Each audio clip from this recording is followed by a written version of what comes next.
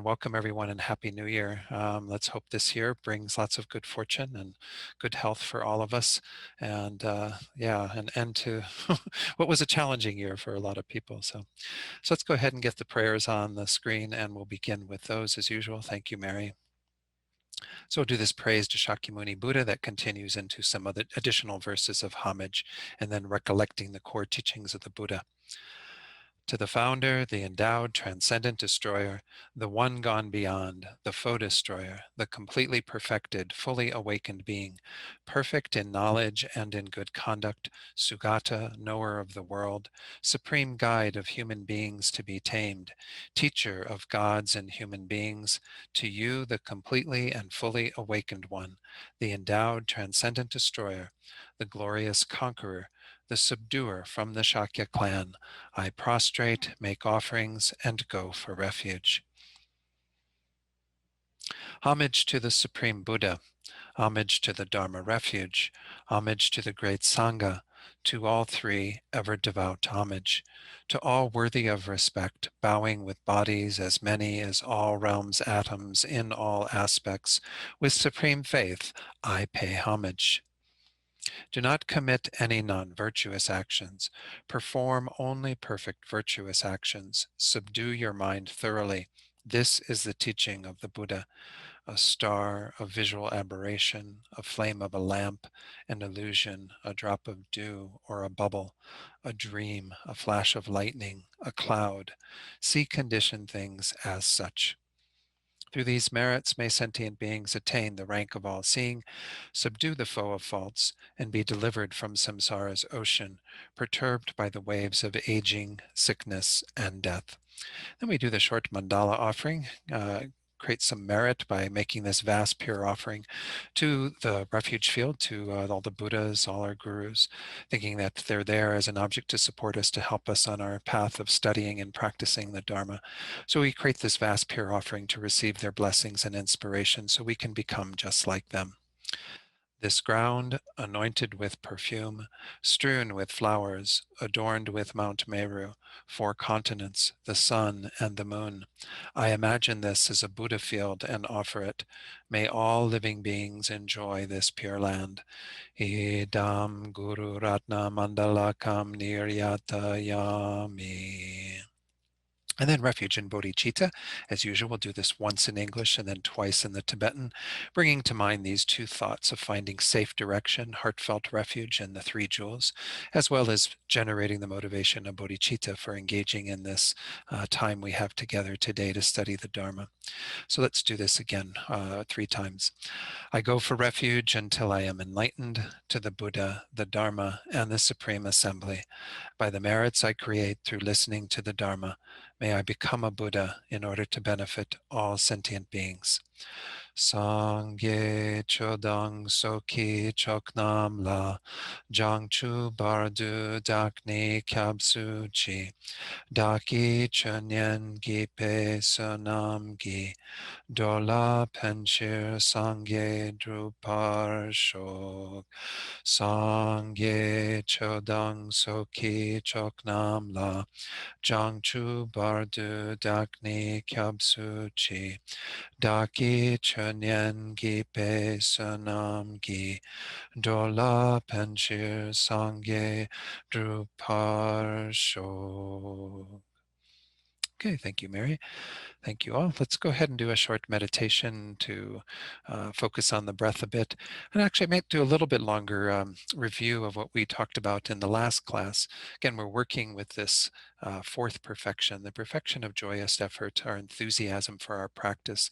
And once more, as we're starting a new year, I think it's kind of useful to spend some time to recharge our practice, to kind of figure our own ways to apply these teachings in our lives. So I think I'll do a short review of those as part of the meditation today to give ourselves a chance to take a look at how we might incorporate some of these teachings into our own goals for our spiritual practice this year, as well as just our day-to-day endeavors. So as usual, we'll start with a few minutes of focusing on the breath, and I'm sure you all have a technique that you use with the breath. Suggestion, if you don't have one, is to work with the area around the nostrils where you feel the sensation of the air as it comes in, as you breathe in, and then as it goes back out when you exhale. just making that your focal point. Stay present with it as best as you can. In any of our meditations, when we see that the mind has wandered away from whatever it is we're focusing on, in this case, the breath, then we let go of whatever it was that distracted us and bring the mind gently back to the breath. So I'll ring the bell to begin the meditation period. Again, a few minutes in silence, and then I'll lead you in this short reflection on these 4 powers. We'll go through the 3 powers we went through last time, and then cultivate our motivation of bodhicitta on the basis of that.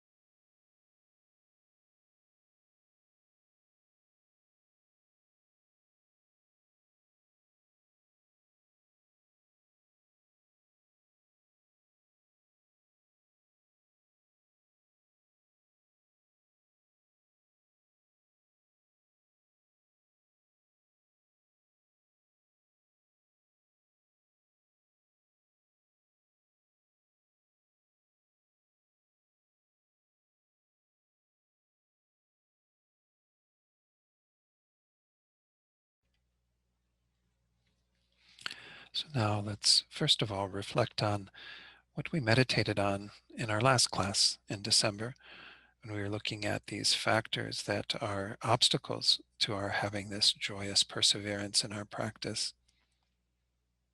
And you might even recall from your meditation at that time your own insights into the way that these 3 types of laziness are manifesting for you.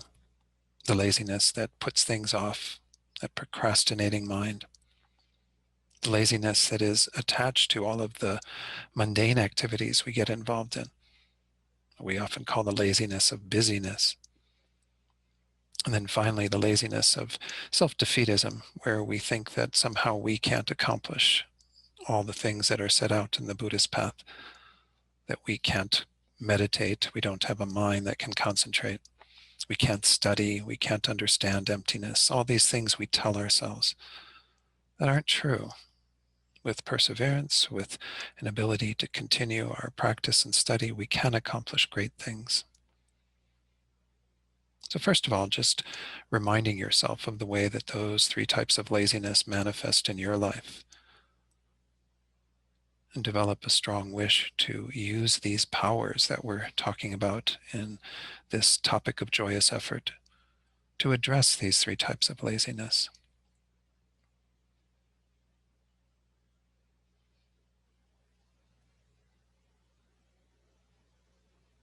So the very first of these powers that we discussed in the last class was the power of aspiration. This is where we develop this strong yearning to achieve the various goals on the path. It's rooted in our own faith and conviction in the law of cause and effect, in the law of karma. When we initially study karma, we often are doing it from the point of view of having an effect on our future lives by engaging in positive actions, avoiding negative. But karma is the principle that governs all causes and results. If we want to experience various results, having a more focused mind, having a greater understanding of the Lam Rim and so on, we have to create the causes for that. So with this conviction that you can create the causes for whatever it is that you seek on the spiritual path, spend a minute or two reflecting on how you channel that into this aspiration, this yearning. And you might even look quite specifically at what is it that you're aspiring to accomplish in your spiritual practice this year, even within the next, few weeks or months. What are some goals that you can set for yourself that are based on this mind that is yearning to achieve more in your spiritual path? Again, spend a few minutes reflecting on that.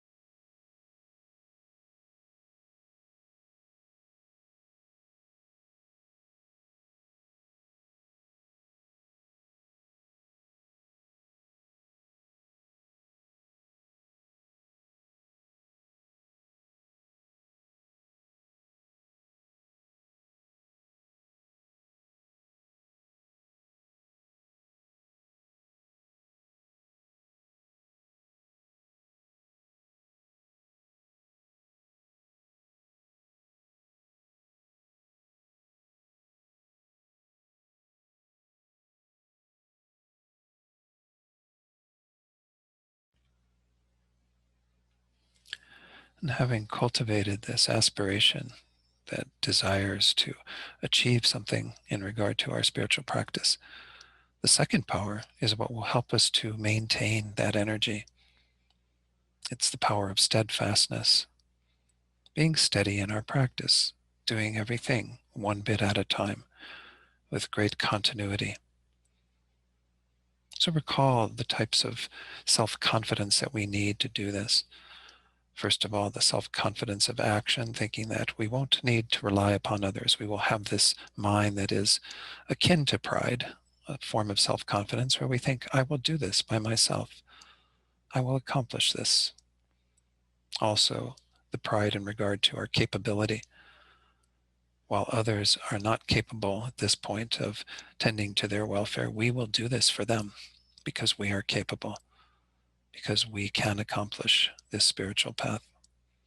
And then thirdly, we will have this pride of the afflictions, which means that whenever afflictions arise, particularly laziness, particularly that force that causes us to become more lethargic in our practice, to not put in the energy to see things through to their conclusion, we will confront and avert that, and as well as all the other afflictions. So here, just spend a few minutes reflecting on how you can apply that to what it is that you were aspiring for, to want to see it all the way through to its conclusion, to attain whatever it is that you're seeking in terms of your own spiritual goals for this year.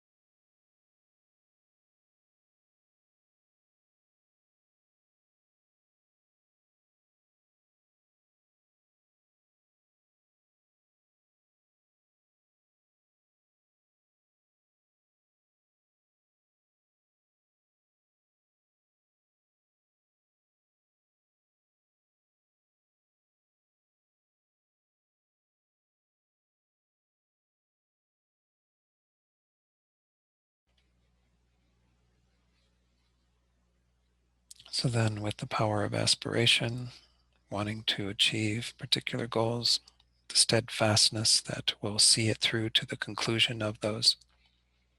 The third factor is so essential. It's why we call this joyous effort. It's the power of joy itself, where we try to bring into our practice a great delight in engaging in virtue. They say that this should be like a child engaged in play, where they're just insatiable. They just keep wanting to play more and more. If you've been a parent, you know how difficult it is to get children to go to bed when they're so caught up in their play. To what extent do we have that factor in our own practice? To what extent do we go about our meditation, our study, reading, and so on, with a mind that is very joyful, that sees that all of this is leading to the greatest possible joy and happiness for ourselves and all beings? And recall that we can think about those beings who embody that joy in their practice, such as His Holiness the Dalai Lama, and Lama Zopa Rinpoche, and Geshe Sherab, and Venerable Rabina, and so many other teachers. And we can look to and see that they live from that place of joy. They feel the happiness of Dharma deep within them, and they bring that to all of their efforts and endeavors. So spend a few minutes here too, reflecting on the power of joy and to what extent you can make some determination to infuse your practice with great joy so that it becomes very powerful.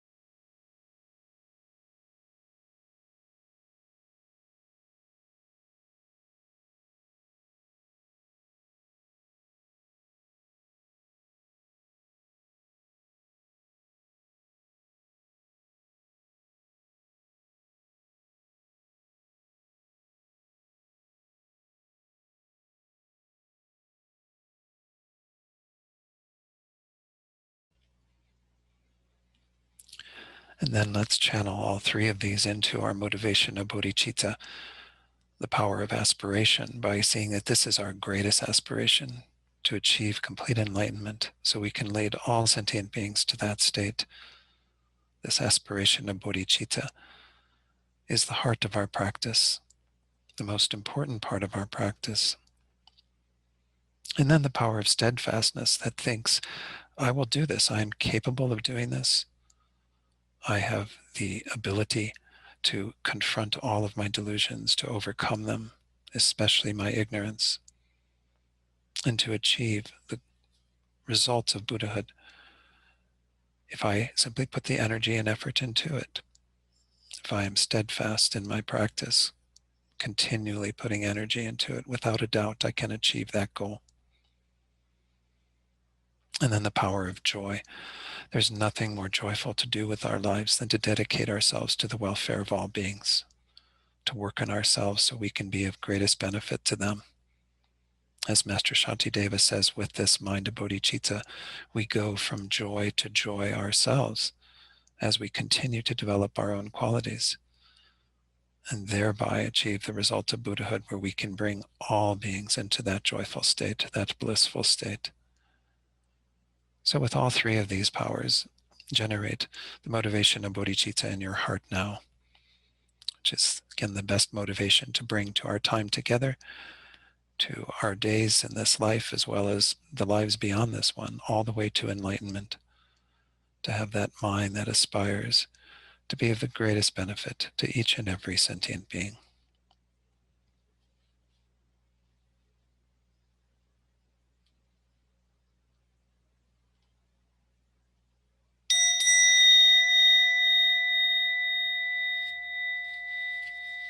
Okay, wonderful. So I hope that was useful. I did get some good feedback on the meditation that I led on the last class in December, and it is kind of a nice way to review some of the topics that we just looked at, and to hopefully, again, reflect on how we bring them into our lives. I'm not sure that everyone had an opportunity to do that after the last class in mid-December, so hopefully it was useful for you to do that. So let me go ahead and get back to the slides and kind of get us grounded at where we're at, since it's been about 3 weeks since we last met. So again, this course, Transcending Our Limitations, is all about looking at these 6 perfections, the 6, whoops, sorry, went 2 slides. The 6 perfections, the 3 we've covered already in their entirety are generosity, ethics, and patience.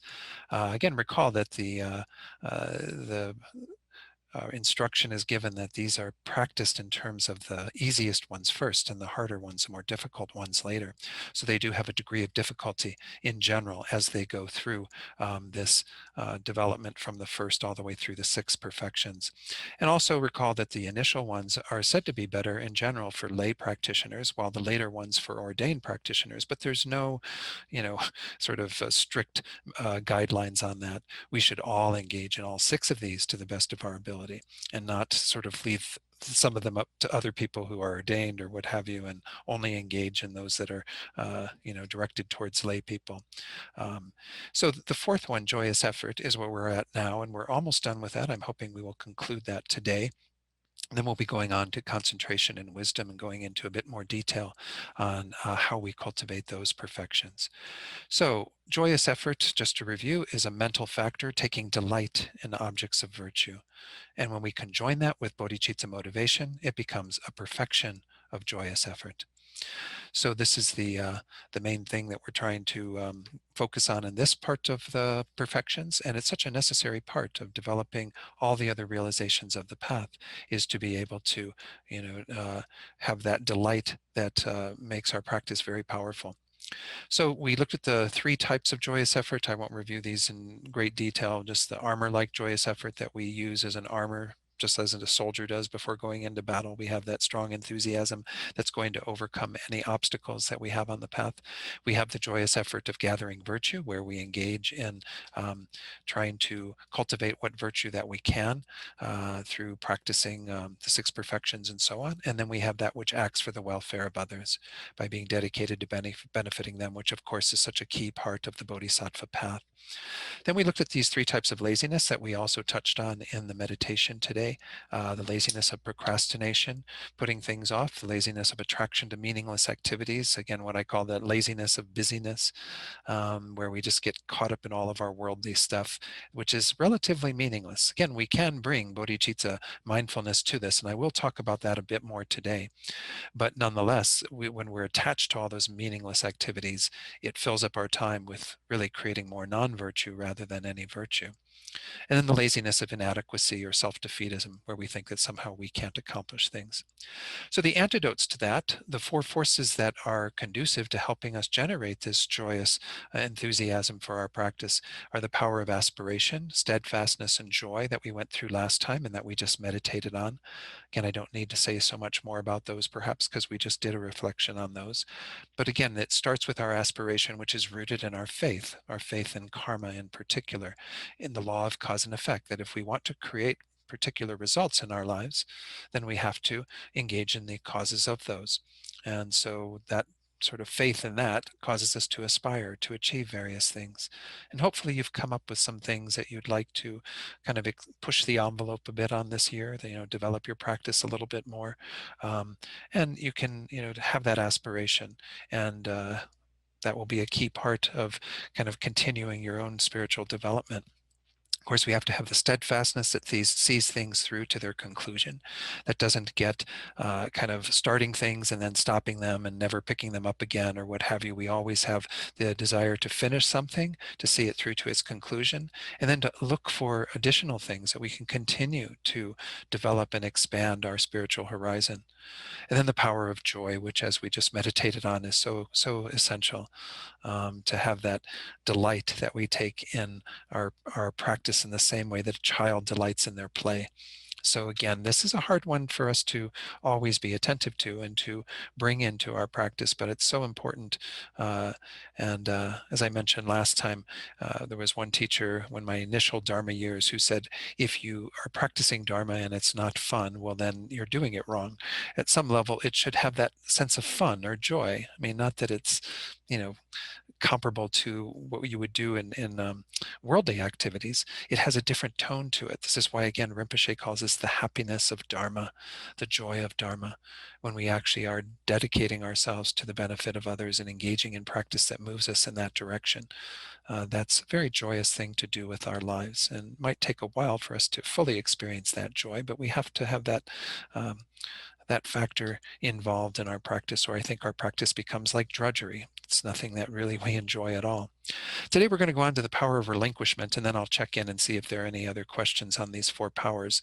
The power of relinquishment, or I can't remember what the one term was that was used in Geshe Loden's book. I didn't really like it. It was like it almost gave the idea that you're sort of completely letting go of it. Relinquishment is, as it says here, if you become physically or mentally fatigued from your effort, you must rest for a while. Otherwise, you will become exhausted and very disheartened, thereby later preventing your joyous perseverance. So this is an important part. This is our rest, our recharging, our ability to do things continually is going to be thwarted at times. We have to have some downtime where we actually take care of ourselves. But we don't do that downtime purely with worldly attachment. That would be not good for our practice. We do it with the mind that is intent upon picking up the practice again once we have recharged. So the relinquishment is only a temporary relinquishment. It's setting things aside so that we can regain our strength and energy, our force, so that we can do things more effectively. Immediately after you have rested, make effort again. And when you have completely finished your earlier activity, do not let this satisfy you, but rather you should persevere at other higher activities. So again, what's on the screen now are the descriptions that are in the handout that is available at the website through the link for the materials. So this is kind of the approach to this, is that we should recognize that it's not setting anything aside with any sort of permanent wanting to let go of all of that. It's just the idea that we can't continue it with unbridled energy. We're going to need to actually recharge at times. So I remember there was a class that Venerable Rubina was teaching, and she was covering the 6 perfections. This was actually one of the retreats over at Immaculate Heart of Mary. Some of you were at those retreats. And I remember we were getting to the end of the course, and this is where she was covering the 6 perfections. And I brought up this question about relinquishment because, of course, I find it sometimes to be a bit of a slippery slope. You start, letting go of your practice, and then that starts seeming really appealing. And you have to always remind yourself, yeah, I've got to get back to what it is that I need to do. We all need to recharge at times. I did a bit of that over these weeks and the holidays, to actually take some downtime to try to refresh things. But, I had to get back into preparing for classes. I've got a lot of classes coming up for not just TNL, other centers that I'm teaching for, and there's a lot of work to do. And so you have to kind of always do this balancing act. So I asked Venerable Rabina about this, about this whole factor of these 2 things kind of being balanced. And I remember I specifically, because this was back when Downton Abbey used to be on PBS on Sunday night on Masterpiece Theater. And so the retreat was closing on Sunday. And I said to her, like, for instance, Venerable Rabina, I mean, this has been great to be in retreat with you all weekend. And most of you who have done retreat with her know that it's pretty intense, right? You have a full experience of the Dharma. But I said, right now, I just feel like, I can't wait to get home and just turn on Downton Abbey and relax. And she said, well, Don, dear, if you're going to watch Downton Abbey, you're going to watch it with bodhicitta or you're not going to watch it at all. And so I think she was just reminding us that, again, we have this motivation of bodhicitta that we even bring to our rest, that we don't do it because we're attached to those things, because we really enjoy all of that and are feeding our desire and our attachment. We do it because we recognize that whatever it takes to kind of sit down and have some downtime and relax, we do it so that we can get back up and do greater practice, to do things again with a renewed sense of energy. So I think this is very important to emphasize in this, is that relinquishment is not your ticket to just do whatever you want to do when you feel like you can't practice anymore. And then you just kind of indulge in all of that. And then eventually you work your way back to practice. You always do it with the understanding that bodhicitta is your motivation. You're going to rest and relax for other sentient beings for their sake. You're going to go for a walk, take a hike for other sentient beings. You're going to do whatever it is that recharges you, with the idea that you want to benefit others through those actions. So this is a very important part of it that I thought I would just emphasize in terms of this idea of relinquishment. I want to share a few other things in regard to this. This is, again, from Geshe Loden's book on the Lam Rim. He says, Shantideva describes the factor of discarding. That's the term that he uses. I didn't like discarding, because discarding makes it sound like you're never going to pick it up again, right? Like if you discard trash, it's gone. You can say goodbye to it. So I don't really like the term discarding. I like relinquishment, relinquishing it for the time being. Anyway, or putting the task aside in his engaging in the bodhisattva deeds, Shantideva says, when strength declines, discard it for the sake of continuing again. When fully accomplished, abandon being content and aspire for the next and what will follow. So this is from the 7th chapter of the Guide to the Bodhisattva's Way of Life, where the entire chapter is about joyous effort, that enthusiasm for our practice. So it's just simply giving us that instruction again, that there's 2 elements to it. When our strength has declined, we can set it aside and refresh ourselves. But then when we have accomplished that rest, we need to kind of go on to the next thing, get our energy back into our practice and what it is that we're doing to work on our own minds. So Geshe Loden then says there is a time for rest. If you are in danger of becoming overtired from your efforts at practice, then you should put aside what you are doing and relax. When you are rested and revitalized, resume the practice with joy and enthusiasm. In this way, you will accomplish all your goals. So we see how this is a key part of our steadfastness too, right? Our ability to get to the conclusion of things is because we can set things aside for times, and be recharged and go back in with renewed energy. But once you have accomplished a goal, do not allow yourself to be complacent, but aspire to take on a greater task and then more and more in the future. There are no shortage of goals on the Buddhist path. When we look at the Lam Rim and the way that it's set out, and here we are, we're looking at the perfections, which are part of the 3rd level of the Lam Rim, the great scope, or the person of the greatest capacity.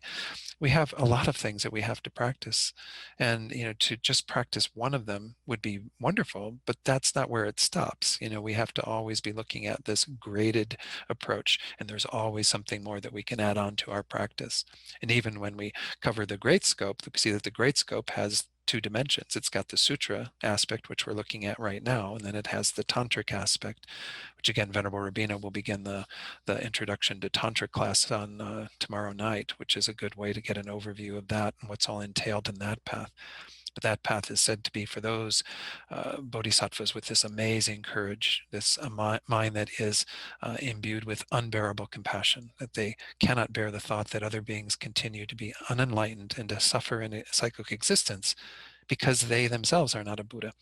So we think about it from that vantage point, and that goal is still looming out there for most of us, of practicing Tantra in a way that we can be fully dedicated to achieving enlightenment quickly. So there are always things that we, need to kind of come back to and step it up, and then step it up more and step it up more. But don't feel like, again, you have to take on everything all at once. That's the whole rationale behind a gradual path. It's, again, just like if somebody were to want their child to attend university to become a great doctor, they wouldn't take them to med school right off the bat at 5 years old. They know that they're not capable of studying at that level and making those accomplishments. You have to engage in the preliminaries that will allow you to make good use of that type of study. And it's the same with the Lam Rim. So again, recall that this is why the Lam Rim is set out the way it is to ease us into that, to allow us to make accomplishments in a very gradual way.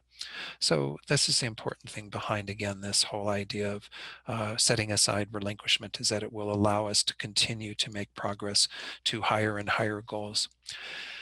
Let me actually, before I get into this advice, let me see if there are any questions on these 4 powers. I didn't notice if there was anything in the chat box. No, doesn't look like.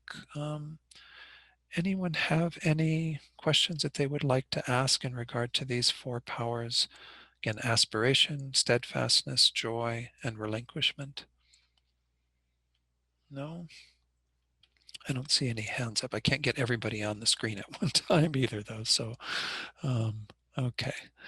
Well, then, again, there will be an opportunity for some more questions a little bit later in today's class. So if you do think of something, you can post it in the chat box, or you can write it down or remember it for a little bit later.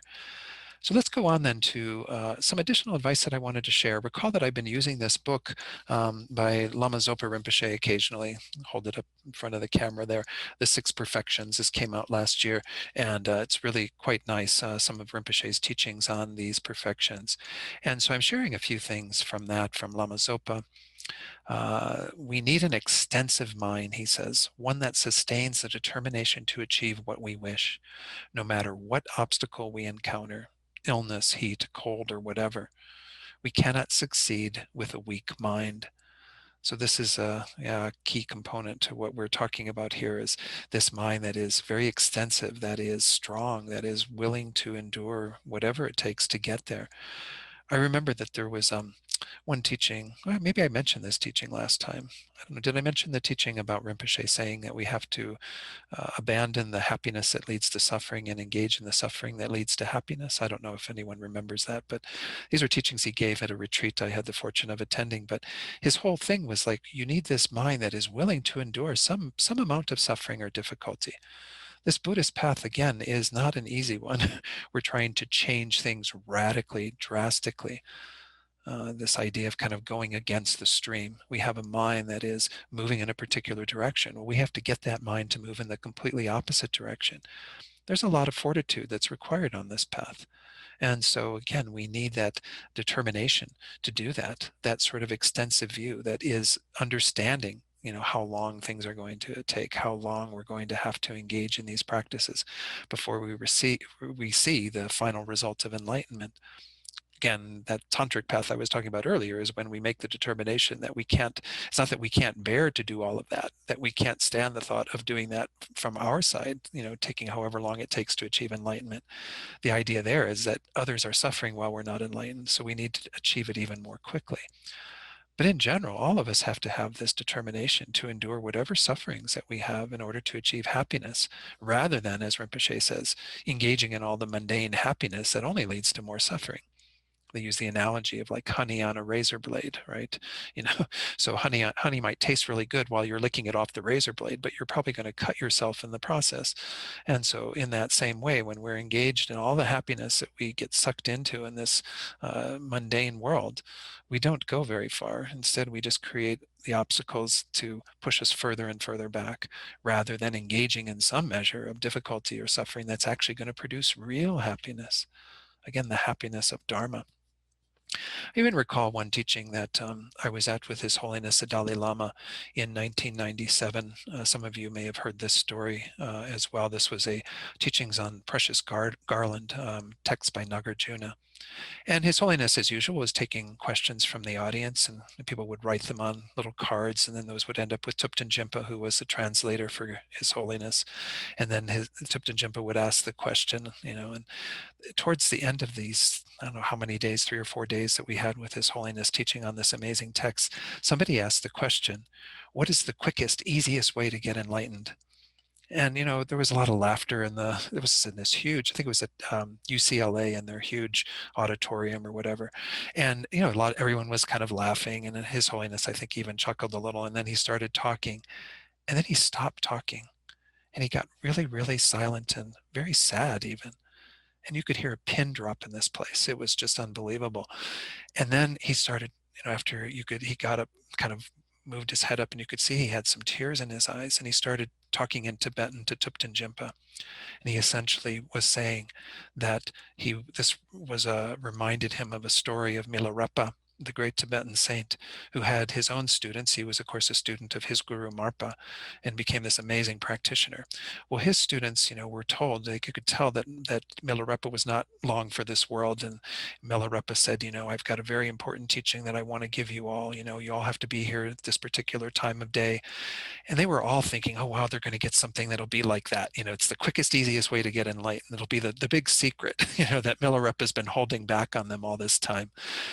And so they come to the teaching with Milarepa, and all Milarepa does is he stands up, he lifts up his robe, and he shows them all the calluses on his buttocks from having to sit in meditation for so long. So this is the teaching. And His Holiness was crying at this because he said, we can't think easiest, quickest. Because if we have that kind of mentality, it's going to be defeating ourselves in the end. We have to be willing to do whatever it takes to get there, to engage in some measure of suffering or difficulty to actually accomplish the goal. And so His Holiness, was wagging his finger at people. He went back to English at one point, and he says, don't think quickest, easiest, think long term, think that you will do whatever is necessary to kind of see it through to its conclusion. So this is the important thing about our joyous effort, is to have that kind of mentality that is not always going to be caught up in immediate results from our practice. So as Rinpoche was saying here in this that I just shared with you, we need that strong mind, that extensive mind. Then he goes on to say, just as Milarepa, he mentions Milarepa as well, bore great hardships to gain realizations, living an austere life and eating only nettles. We need continued strong practice. I mean, most of us are not ready to do that, right? We're not ready to kind of leave behind our cushy little environments that we're living in and live in a cave and eat nettles, to keep our bodies alive. But we can do whatever we can within the situations that we have to be dedicated to have this strong practice. And then Rinpoche goes on to say, realizations will not happen until we have overcome obstacles. We must have the determination to face them and destroy them. So again, the real enemy, the real thing we're trying to combat are the obstacles within our own minds, our own delusions, especially our ignorance. Again, we're going to see in the next two perfections the tools that we use to overcome those that are so essential. But this is, where it starts, is with our determination to do this. And then he mentions these three attitudes that I had recalled seeing, and I'll share that with you as well on the slides that come from a commentary that Pabongka Rinpoche did on the three principal aspects of the path by Tsongkhapa. But he mentions these three attitudes that are needed when meditating on the Lam Rim. One, generating a long view, which is what I was talking about with His Holiness and so on, right? Generating an extensive thought, the big thought, being relaxed, kind of having this mind that is not squeezed or whatever. So let's look at what Rinpoche says about each of those specifically. One, always having a long view means always having the motivation to achieve enlightenment. We might add in there again that long-term perspective that His Holiness was talking about when he answered that question.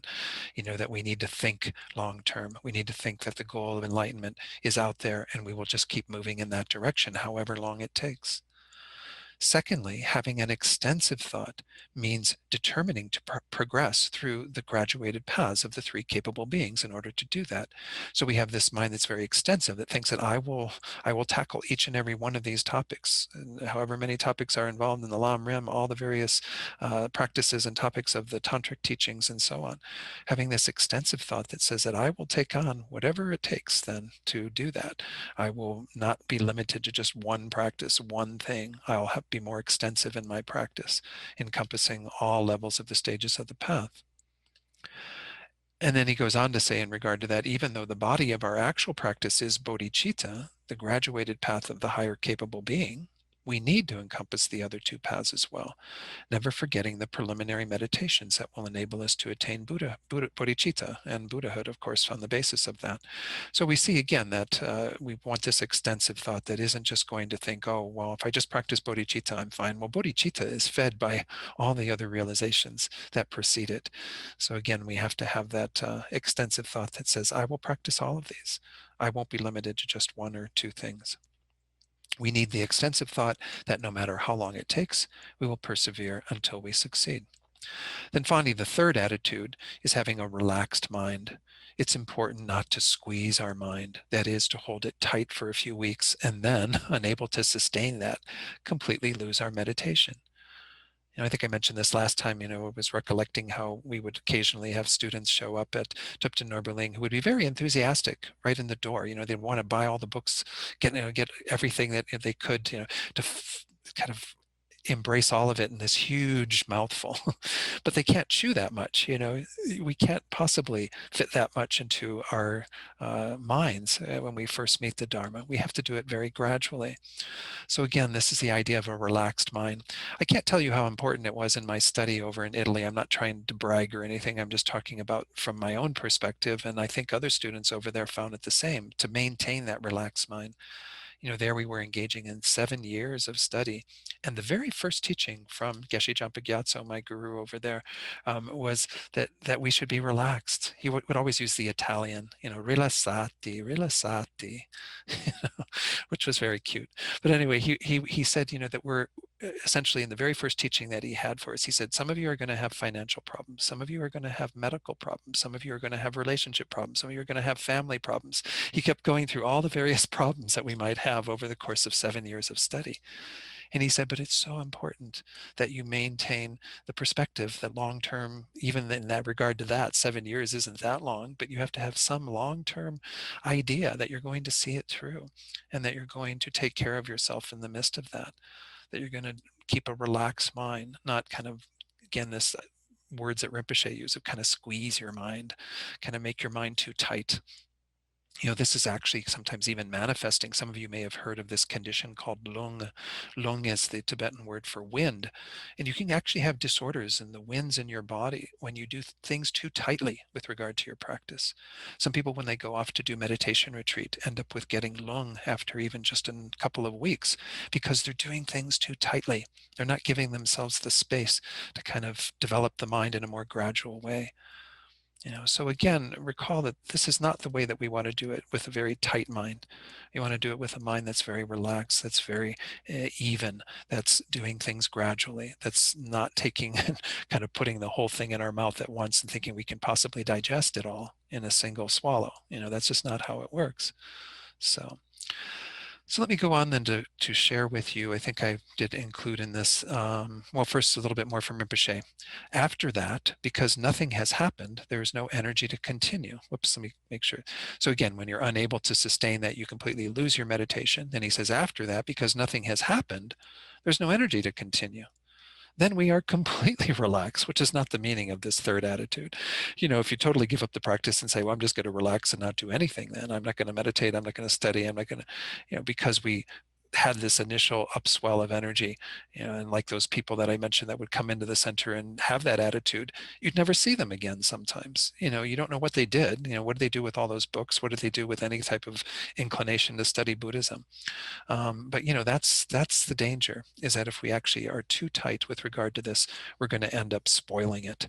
And spoiling it is not a good thing.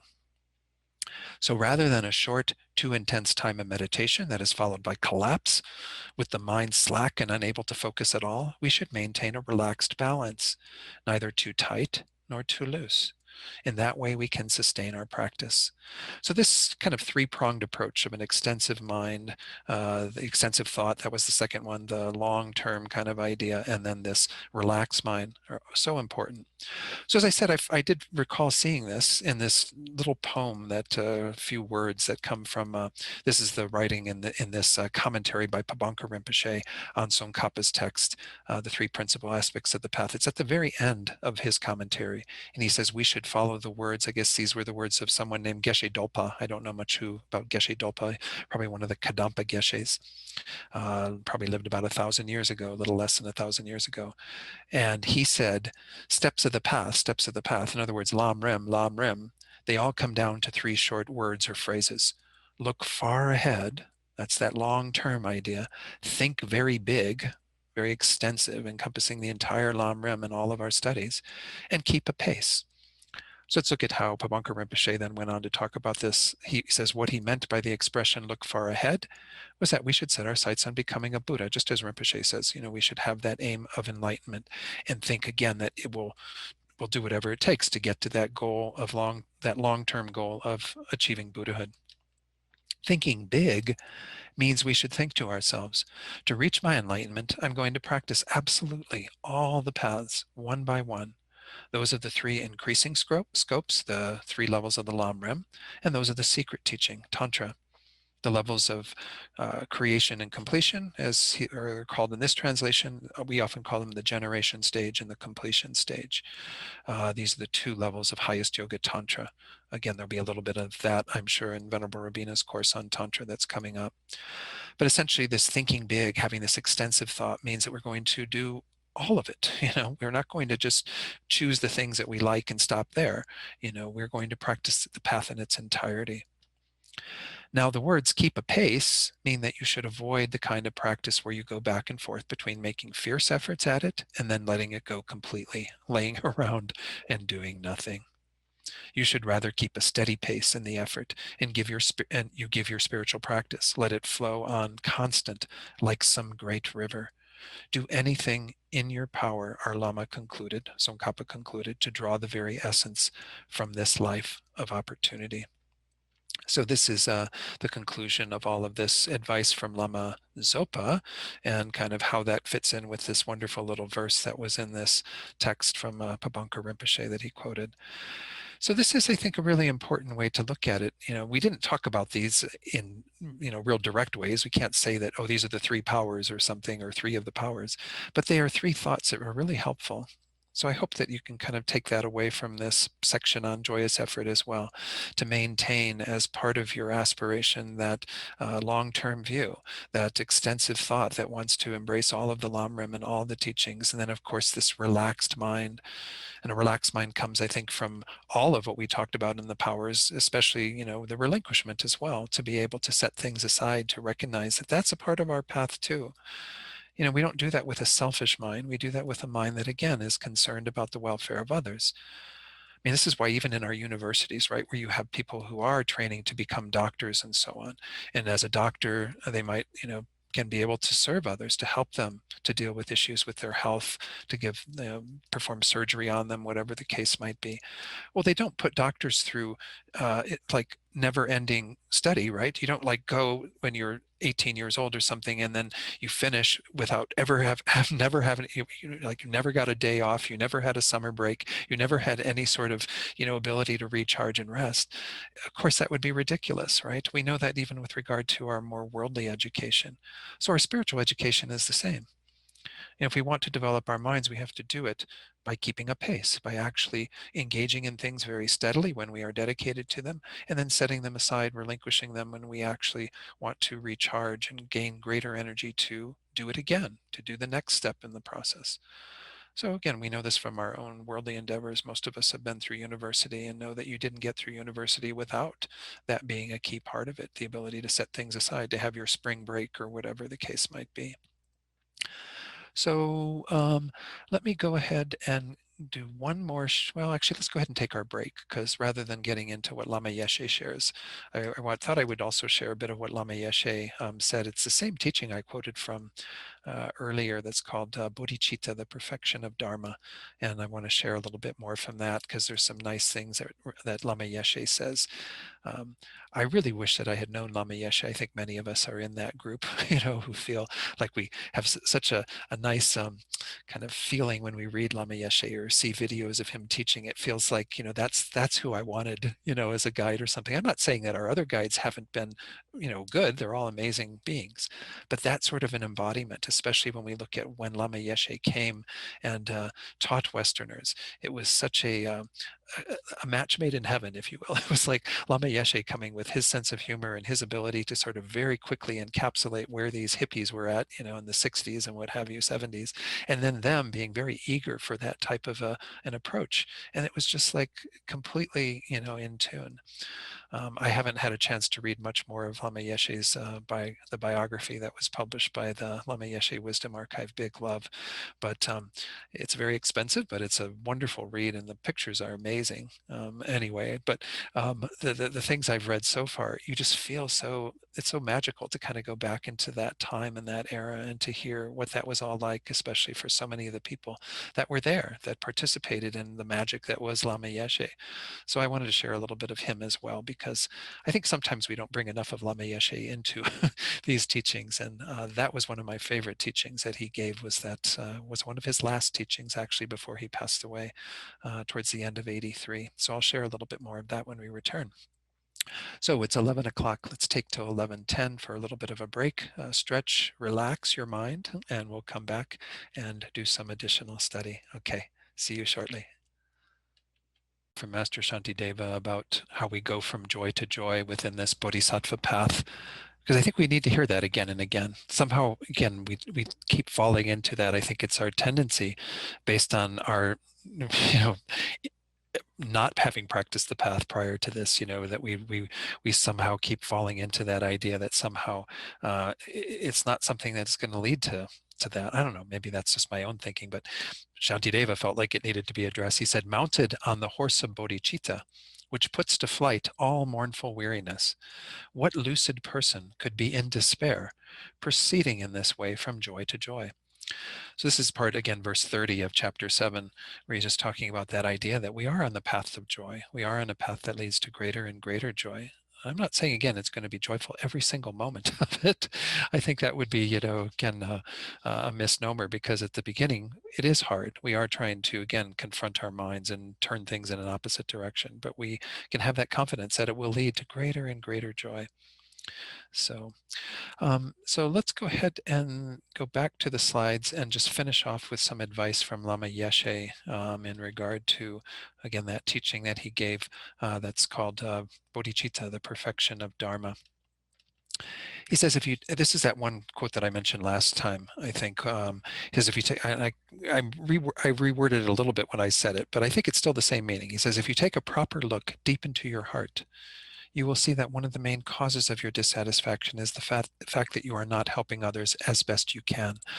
I mean, or the way I usually word it is that, as much as you would like to, we do have the potential to help others to the greatest degree, right? If we have Buddha nature, we have that potential, but we aren't helping others to that degree. And it pains us that we can't help others to that degree. So he says, when you realize this, you'll be able to say to yourself, I must develop myself so I can help others satisfactorily. By improving myself, I can definitely help. Kind of bodhicitta is the answer to that mind of recognizing that it pains us to see others in such great suffering, especially with the pandemic and everything going on, not just the people who are succumbing to this illness, but the people who are dealing with financial woes and other difficulties, being homeless and, various forms of suffering that are all happening in our world. And it's like, we would love to help those people. We would love to do what we can. Well, we can do more. We have to develop ourselves to be able to do that. But this is the answer. Bodhicitta is the answer to all of this. Thus, you have more strength and energy to meditate, to keep pure morality and do other good things. You have energy because I want to help others. So this once more really gets back to Lama Yeshe's focusing on that initial power of aspiration, that if we have that strong desire and aspiration that is bodhicitta, that encompasses and feeds into our individual aspirations to achieve this or that, whatever our individual goals might be on our path, that greater goal of wanting to help others gives us so much strength and energy. That is why Lama Tsongkhapa, he said that bodhicitta is the foundation of all realizations. That's why, again, Lama Geshe, Lama Zopa, all these great teachers emphasize bodhicitta so much. It's such an important teaching for us to be dedicated to follow as best as we can in our own heart, that aim to benefit all sentient beings by becoming a Buddha. And then he goes on to talk about Shantideva. Do you recall the story of Shantideva and how people used to put him down? They used to call him Dushe Sumpa. Dushe is discrimination. Sumpa is three. So the three discriminations means that they only discriminated him doing three things: eating, sleeping, and excreting, defecating. So this was a very bad thing to call someone, especially a monk, Lama Yeshe says. But that's all that people could see him doing. All they saw him were these three mundane activities. And so they thought that's who he is. He's just this monk who does these three things. However, he had bodhicitta. So whatever he did, even ordinary things, was of greatest benefit to others.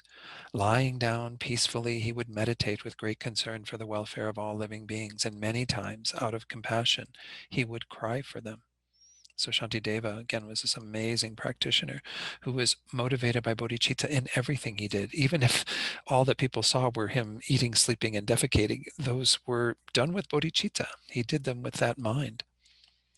Westerners need that kind of practice, Lama Yeshe says. Fundamentally, we are lazy. Well, maybe not lazy, but when we finish work, we are tired and don't have much energy left. So when you come home from work, lie down comfortably and meditate on bodhicitta, or wherever it is you come home from. Some of you might be retired, not working, but you might have other things that you do. But lie down and meditate on bodhicitta. I mean, don't make it into such a kind of forcing ourselves to practice in any particular way. He says this is most worthwhile, much better than rushing in speedily, throwing down a coffee and dropping onto your meditation cushion to try to meditate. It doesn't work that way. Your nervous system needs time and space. You can't be rushing through traffic 1 minute and sitting quietly meditating the next. Maybe we're not rushing through traffic so much these days, but nonetheless, whatever it is we're rushing through in our day, it doesn't work if we have this mind that's just turning this off and the other one on, and then turning that off and the other one on, and back and forth between these two different opposing styles of living one's life. Everything takes time and space, he says. It is much better to have a quiet, blissful cup of coffee. And don't pressure yourself either. That too is very bad. Don't punish yourself when you are too tired to meditate. I should be meditating. I am very bad. You destroy yourself like this. So Lama Yeshe, again, is such a kind mentor for so many people, and is a kind mentor for us from the words that he left behind, all these amazing teachings. This is how we need to treat ourselves, very gently. Be wise, he says. Treat yourself, your mind, sympathetically, with loving kindness. If you are gentle with yourself, you will become gentle with others. So don't push. Pushing doesn't work for me. That's why I tell others not to force themselves. We are dealing with the mind, not rocks and concrete. It is something organic. So again, I really like these words from Lama Yeshe. And again, we don't have Lama Yeshe in the person. We have Lama Uso, who is the reincarnation of Lama Yeshe. And I think he's doing another little session with the groups in Florida that you can partake of on January 23rd, I think it is, something like that. Can't remember what day exactly, but anyway, it's coming up before too long. But anyway, we have these amazing words that Lama Yeshe left behind. his incredible gentleness and kindness himself.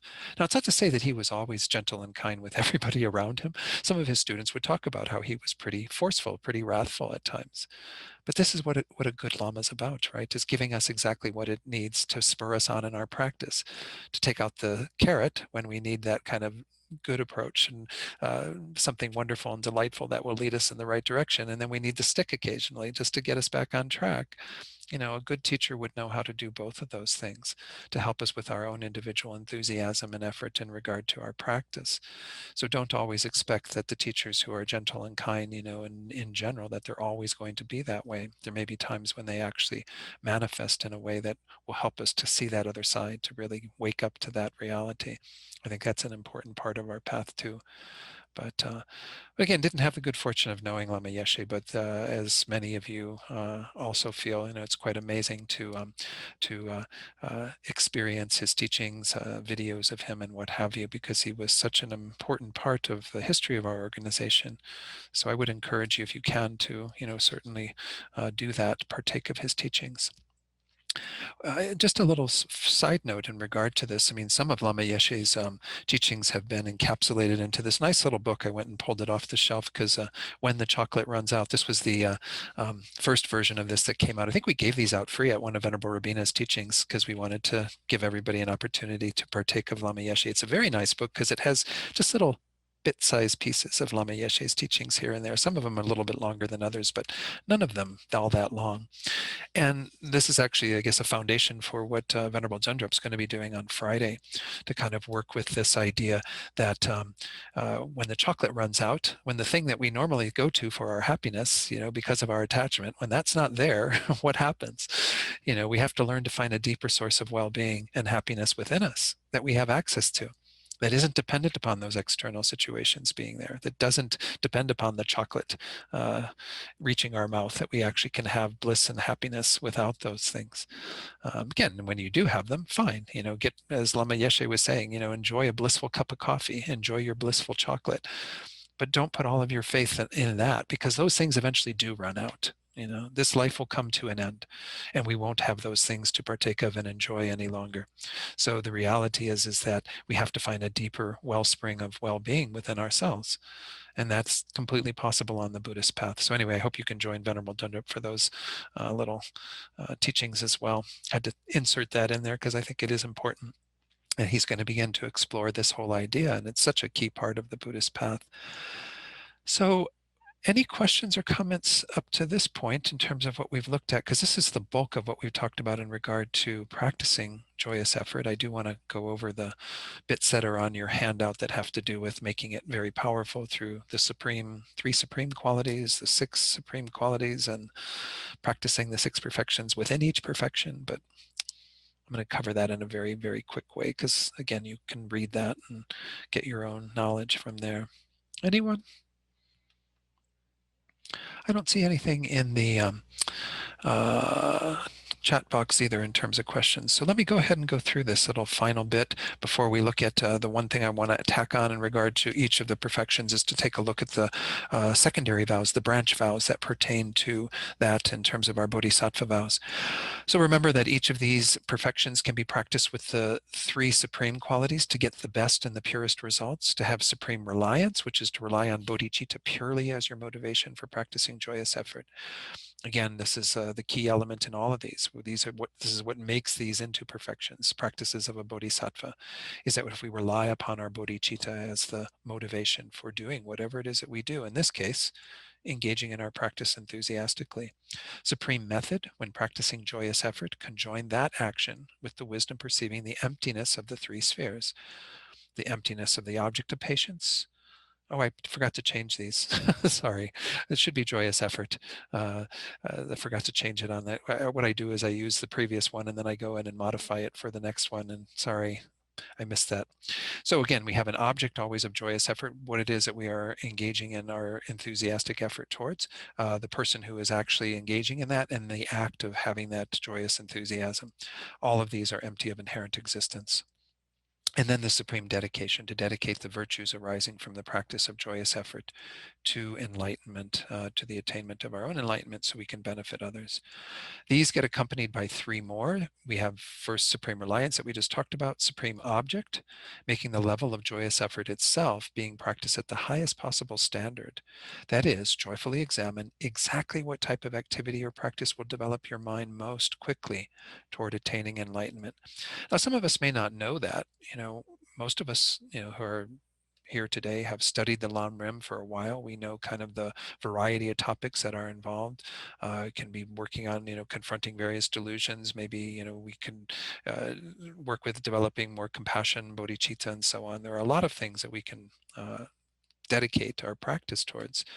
But nonetheless, if you don't feel like you have a clear view of what it is that you think will help you at this particular time, it's good to maybe consult with your guru or a teacher that you feel some confidence in their ability to help you with that.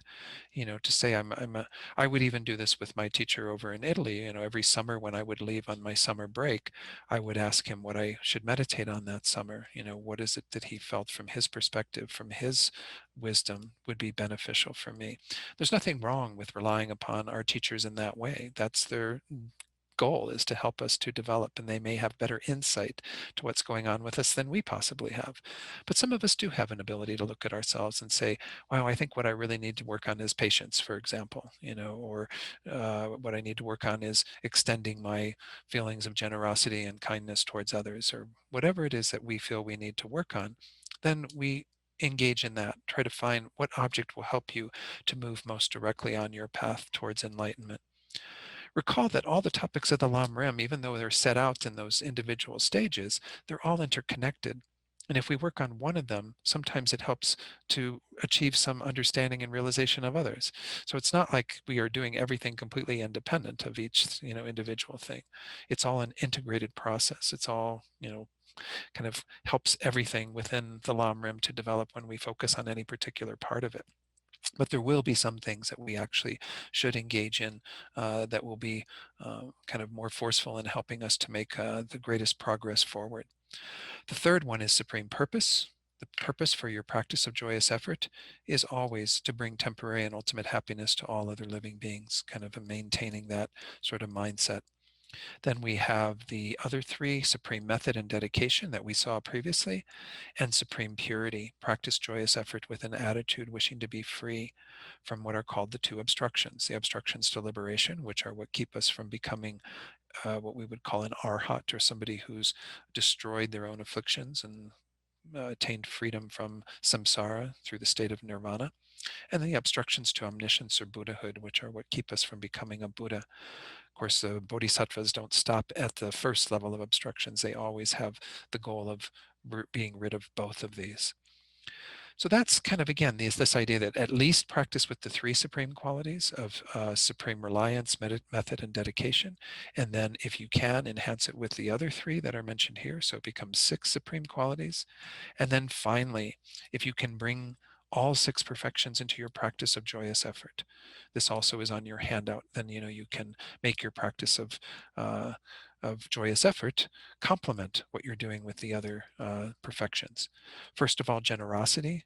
While practicing joyous effort, lead others into the practice of joyous effort. Bring them along for the ride. Get everyone to kind of understand the benefits of having this kind of joyous attitude. I think this is an important part of the role we play for each other as part of a community of practitioners, is to try to lead others into our joyous enthusiasm for engaging in the Dharma and so on. Ethics with joyous effort. Be mindful not to harm others or break any vows while engaged in the practice of joyous effort. And we'll talk in a moment about the specific vows that we need to uphold with regard to our practice of joyous effort. But it is important that we have that ethical component, be attentive to that, so that we are very mindful to not harm others or break our vows. Whoops, I did hit oh no, I hit home now. Let me take it off screen for a moment.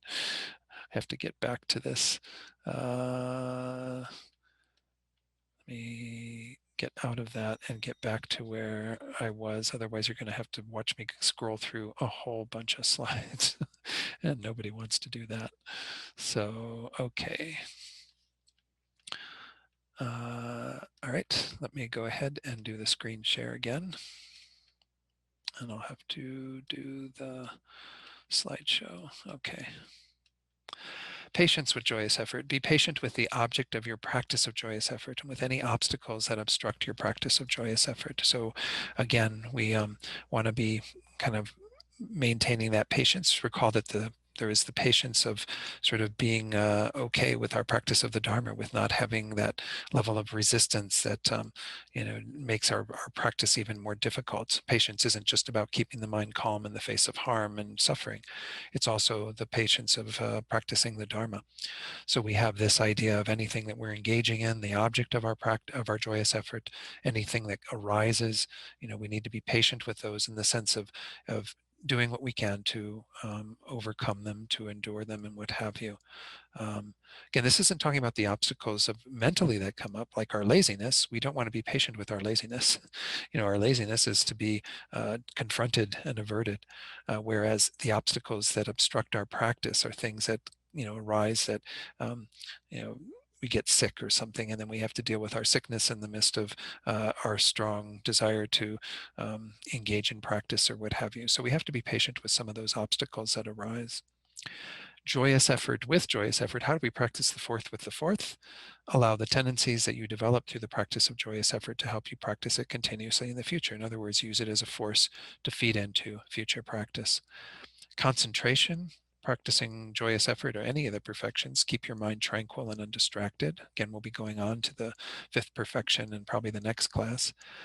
Then wisdom with joyous effort. Once more, we use an analytical wisdom to discern how we practice that more skillfully and discern especially the best areas in which to apply yourself. Again, if you can't cultivate that wisdom yourself to know exactly what it is that you need to engage in, then rely upon those who have greater wisdom than you, gurus and so on, who can help you. But then, of course, also be aware of the sphere of emptiness of the three: the practitioner of joyous effort, the act of practicing it, and the object of joyous effort, seeing them all as lacking inherent existence. So again, maybe that's enough on those. Like I've done those with each of these perfections, and they're very similar. It's just changing a few words and ideas here and there, but these are the idea of, again, making our practice of joyous effort very much integrated into all the various thoughts and ideas that we want to have, as well as the other perfections. The last part of every one of these perfections, I spend a little bit of time looking at what are called the branch or secondary vows that are in connection with each of the perfections. Recall once more, I'll take it off screen for just a moment, there are 46 of the branch vows. There are 18 root downfalls, and most of you studied the Bodhisattva vows. If you haven't, it's good to spend some time looking at them, especially if you've taken them, because if you've taken them, then you should be holding them as purely as you can. The branch vows are not as powerful in terms of transgressing them as the root vows are, but they are still pretty serious. We need to take them very seriously. And so here we're going to look at, there's only 3 that pertain to joyous effort. In the secondary vows, there are a total of 7 groups. The first 6 are with regard to each of the perfections, and the 7th group is all about the vows that pertain to benefiting other beings, kind of day in and day out.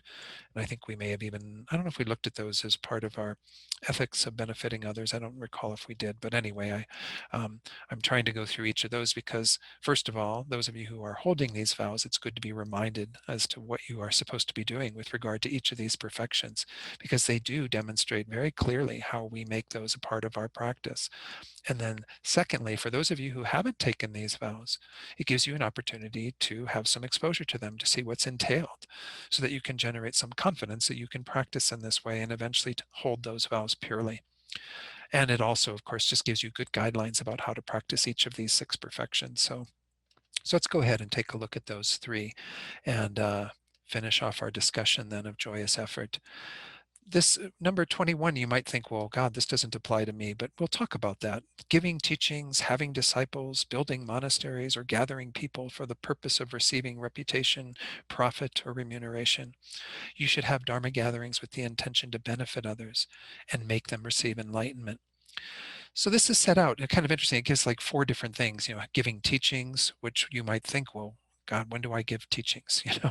For most of us are not involved in a formal way of giving teachings, but nonetheless, there are ways that we do give teachings to others, that we do try to impart our knowledge, our wisdom to others.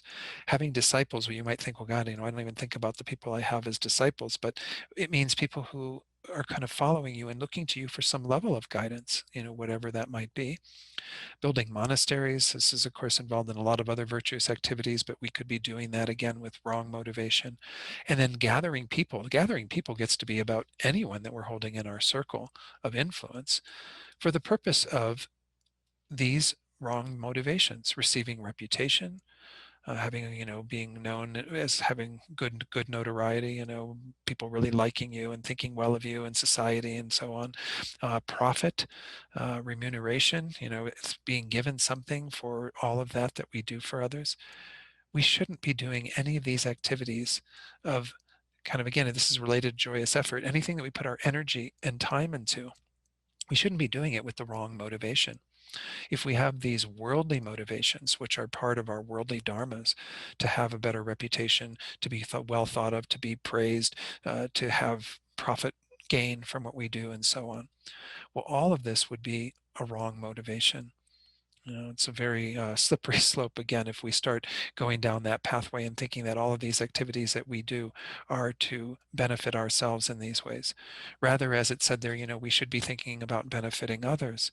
So this is an important part of our practice. Again, it just is emphasizing this idea that bodhicitta motivation is really key.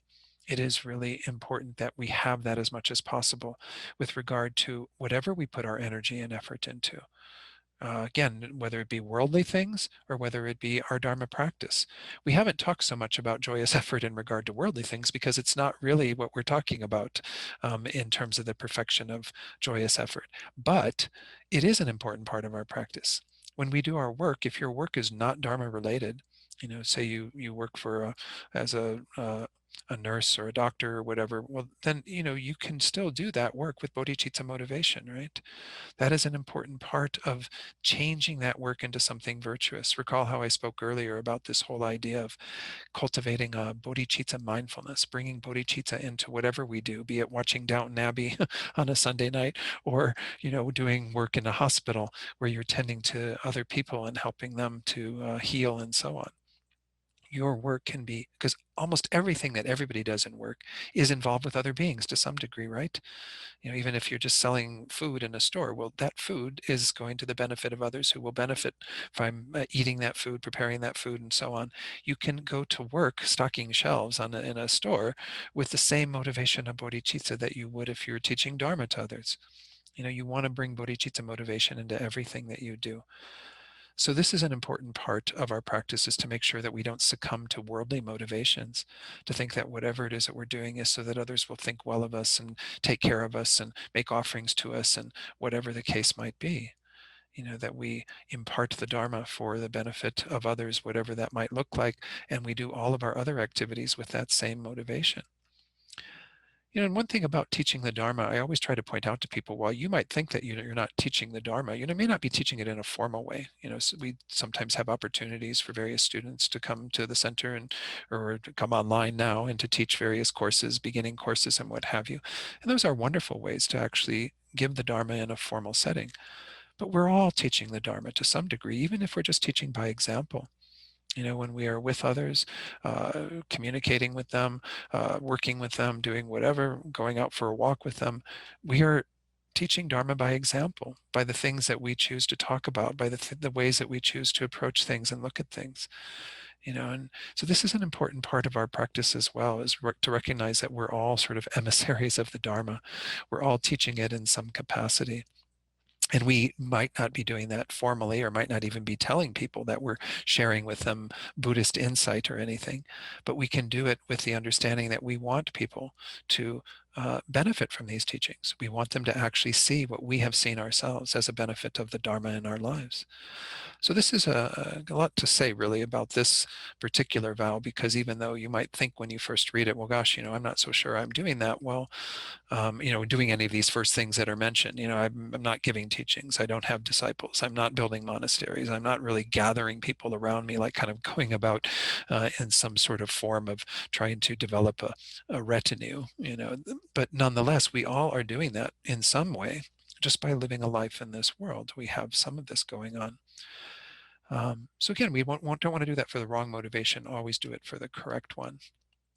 One thing that I might mention as part of this, which again is a topic that's usually talked about in the Great Scope, is that one of the activities of bodhisattvas, besides the 6 perfections, though we can see how some of these are included within the perfection of generosity, is to engage in what are called the 4 means for ripening others' minds. The 6 perfections are the way we ripen our own minds, but how do we help other people's minds? This is taught usually at the end of the Great Scope before going into calm abiding and special insight in more detail. But these are sometimes called the 4 means for gathering disciples, which sounds again a little esoteric for some of us, like, what do we mean gathering disciples? But it means I want to be concerned about others' minds, so therefore I want to help ripen their minds. Again, Buddhism isn't into proselytizing. We don't go door to door with, our Lam Rim texts in our hand and knock on the door and ask people if they want to hear a bit about the Buddha and his good word or something. Instead, we can find ways to influence others that are not so overt, that are just a way to live our lives and respect others in terms of their own traditions and what have you. But for those people who do come into our lives, the first of these 4 means that we can help them is by giving them things. Usually it means giving material things, but it could also mean giving some support in other ways, helping them out, doing what things that might be beneficial to them.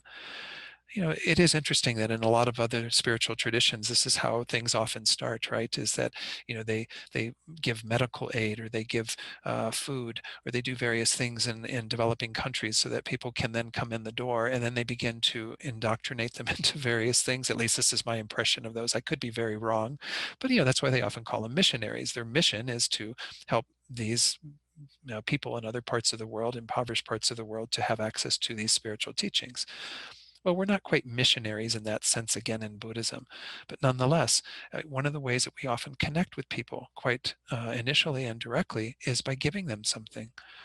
This is why a few years ago, well, quite a few years ago now, probably over 10 years ago, they were sending out a little survey to all of the FPMT centers about the free Dharma books that we have. Lama Yeshe Wisdom Archives publishes all these various free books. And they're a wonderful way right from the beginning when somebody comes in the door, and this probably happened to most of you, you were given a free Dharma book as part of like a little welcome packet or some way of kind of welcoming you in. And of course, the Lama Yeshe Wisdom Archive was interested in knowing whether or not these books were still a benefit, because things were already moving in the direction of e-readers and what have you, people getting all their books online. And I wrote back and said, absolutely, they're a really important part of our Dharma practice as centers, is to give people something right from the beginning when they come into our places of practice and so on, is to have that initial extension of some generosity towards them, welcoming them with, giving them something. So giving is often how we begin to develop a relationship with others. So these 4 are actually set out in terms of how you would go about kind of in step by step helping others, helping them to ripen their minds. The second of these 4 is to speak pleasantly. To actually say things that are taken well, that are gentle and kind, and allow people to begin to turn their mind towards the Dharma. The third would be to apply the meaning, which means it's not that we just begin to say things to them that are about the Dharma, but we actually help them to know how to practice these in their lives. And any of us can do that because we've worked with these teachings ourselves. We have some idea about how to work with them, and we can impart that knowledge to others. Some may do it more skillfully than others, but we all can do these 4 things. The fourth one is what I was mentioning earlier, our example. We have to act in accord with the teachings. If we all got this when we were kids, right? We had our parents at one time or another say, do as I say and not as I do. That's not very good advice for a Dharma teacher to be giving to students, right? Or any of us as Dharma practitioners to be giving to anyone who's wanting to know about Buddhism. Well, do as I say, but not as I do. Well, that means, that you're not going to even pay attention to these teachings yourself. It should be both, do as I say and as I do. We should always be in accord with these teachings as best as we can, recognizing that we're all works in progress. We don't have the perfection of all these states of mind yet, but nonetheless, we do our best to pay attention to that, to heed the Dharma when we can, to actually engage in what will be a good example for others. If you have a teacher who is not practicing all these things that they're teaching, well, then you don't have much confidence in them, right? As a student, we know that that's important, that we see our teachers embody these teachings. So know that, again, this is also why we go looking for gurus who have that quality, who actually demonstrate a good knowledge of the Dharma, but moreover, a behavior that is in accord with the Dharma, that actually demonstrates that they have taken these teachings to heart and begun to assimilate them into their own person. So these are the four, and I just brought them up here because, again, you might think, well, this isn't really necessarily a part of my practice of gathering disciples and offering Dharma teachings. Well, it is. The Bodhisattva path also encompasses these four means of gathering people, of helping others to ripen their mental continuum, to be able to develop their own qualities. And it's not to say that, again, we go around and try to force this on anybody. I think that's really important to emphasize.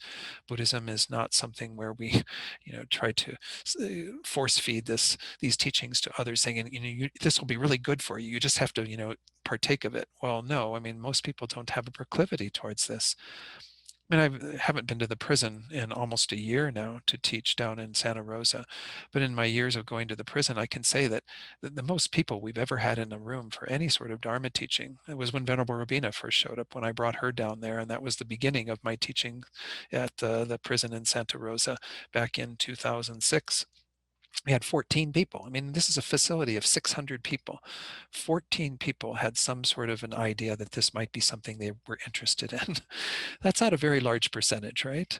But over time, it's been as low as, one person, sometimes even no people. I'll go down there and nobody will show up. And it's like, okay, well, that's interesting. So don't think that, again, it's not about numbers. It's about whoever shows up, whoever has that connection to the Dharma, that's curious about the Dharma. Keep your motivation pure and then act in these ways. Try to give them things that will help them on their path. Making that initial connection with them as best as you can, and then helping them to see the Dharma in their lives. And if you get obstacles to that, then you just say, okay, that's fine. I'm not going to, again, there's no point in me forcing anything on anybody. So we just practice that kind of very patient and um, respectful mind. So let's go ahead and look at the other two vows that are pertaining to joyous effort. Not eliminating laziness, procrastination, delusions of incapability. You'll recall that these are the three, and sleep. These are embodied in the three types of laziness that we have: the procrastination, that we put off things, our feeling of incapacity, that we can't actually accomplish things. Even our attachment to sleep is oftentimes part of our procrastination. We're going to get to kind of our attachment to worldly activities in the next root or branch vow. But anyway, sleep here is defined as we shouldn't be sleeping during the day or during the first and final periods of the night. They divide the night into roughly, like, I don't know, 9 hours, 10 hours. And so they say the first few hours of night, you should be continuing to do practice, what have you. Take your rest in the middle period and then get up early so that you can engage in wholehearted practice in the very early morning hours. So he says all of these things, if we don't eliminate them, these are all detrimental to our practice and wasting time and energy on the trivial matters of samsara. So there also is incorporated this idea of the laziness of being caught up in the trivial matters, the mundane affairs of this life. And he says, yeah, the last part of this vow, these are kind of not quite Rinpoche completely, but this is Rinpoche's advice on how these should be communicated as part of the FPMT vow booklet. You should avoid sleeping late or irregularly. So we should, as much as possible, try to have a pretty steady pattern in terms of what we do and how we go about confronting all of these. One thing I might say, because that sounds pretty strong, right? Not eliminating laziness. Then we've suddenly, if we haven't eliminated our laziness, we've broken this vow. Well, we've broken it a zillion times then, right? Because most of us have probably not eliminated that laziness. But nonetheless, we have to make an effort against that.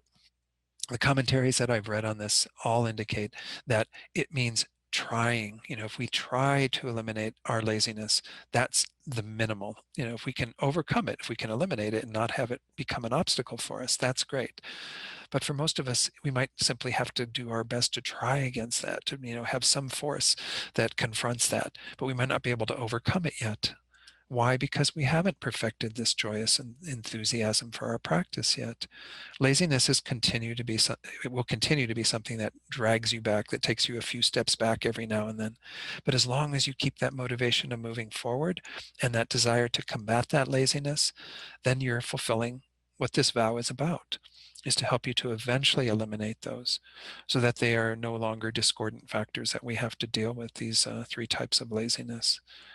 So that's just another little footnote on that, so that you don't think that this vow means that you have to be perfect. Uh, it's nice when we get to that state where we actually have done all of that, and we can, you know, have our sleep be very measured and only in that middle part of the night and what have you, and none of these factors of laziness arising. But for most of us, we're going to continue to battle these. And then the 23rd, the third of these pertaining to joyous effort, is passing time by frivolously talking about objects of attachment, you know, kind of getting caught up. This is very similar to what we already have seen in our Lam Rim teachings in terms of what we call idle talk or meaningless chatter. But here, the whole idea from a bodhisattva perspective is that this is not something that we want to engage in, because it's going to waste our time and not allow us to be more dedicated to the benefiting of others.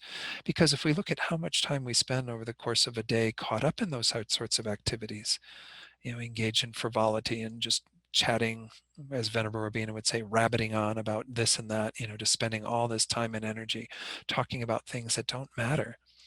Well, you know, that's not, it's not just that we're involved in that and creating negative karma for ourselves. It's that we're also wasting other people's times, and we're wasting time that we could be dedicating to practice. I know these are hard things, and it's not to say that we don't ever say anything that falls in that category to anyone ever in our lives. I think that's too strict. You know, that once more is squeezing ourselves. We live in a world where people do need some level of kind of chit chat to kind of get to know us, for us to get to know them. And that's quite understandable, even at the Dharma centers, right? You know, when people come into Thubten Norbuling back when we had our physical space, you know, be very much about, well, who are you? You know, where you come from, what do you do, da da da da, all those sorts of things. Well, people might look at that and say that's pretty meaningless in the end, but it helps you bridge to that person, connect with that person.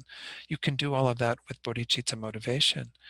But what we're talking about here in this vow is when it becomes, you know, just overboard, where you're just engaging in lots and lots of talk. One teacher, one commentary, I didn't see this in any of the other commentaries, said that this is doing this for more than 2 hours in a day. That's a long time. But then he went on to include, this is also engaging in any other frivolous activities, such as watching TV or, you know, whatever, anything that you might, you know, do that, watching Netflix, anything that, you know, is kind of taking you into a space where you are going to potentially waste your time when you could be spending that time on other things.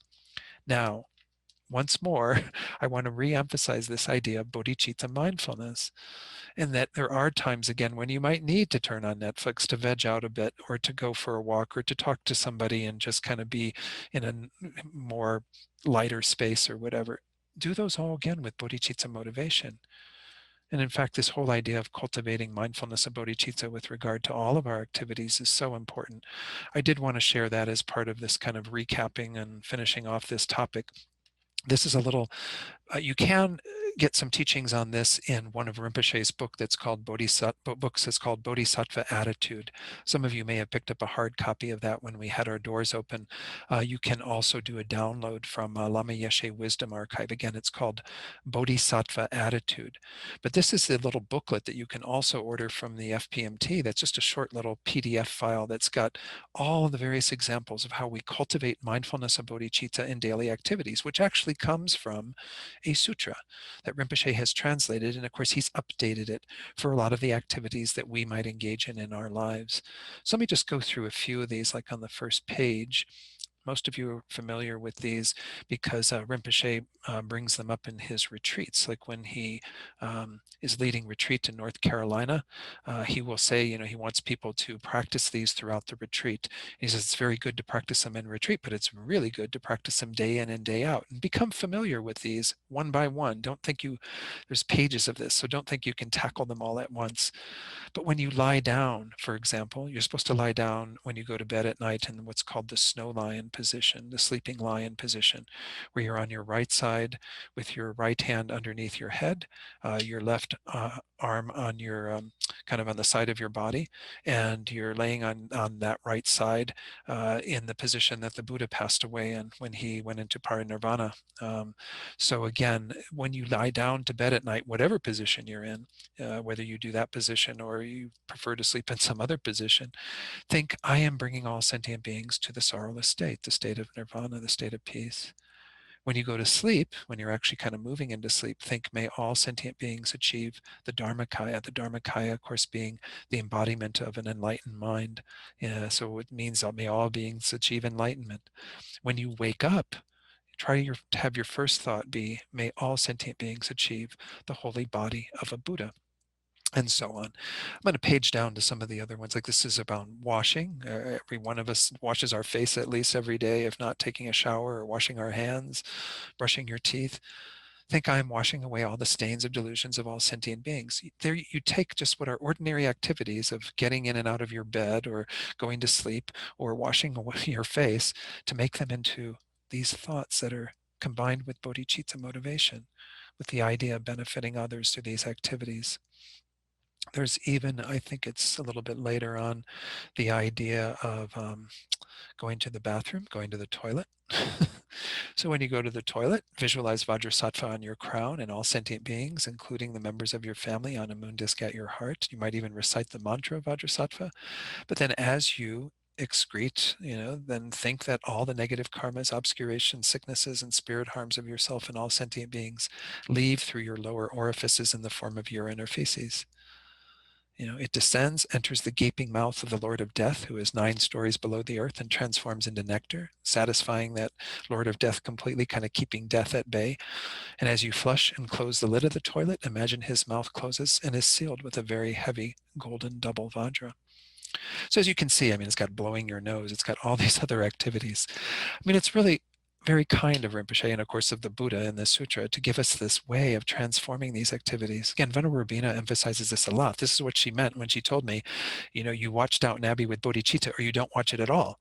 You do these things with bodhicitta motivation, whatever it is that you're doing, whether it's taking time off and relaxing, whether it is, going for a walk so that you can keep your body, fit and well so that you can attend to others and what have you. You bring that motivation to all of these activities, then there's not a moment of your day that isn't together with Dharma.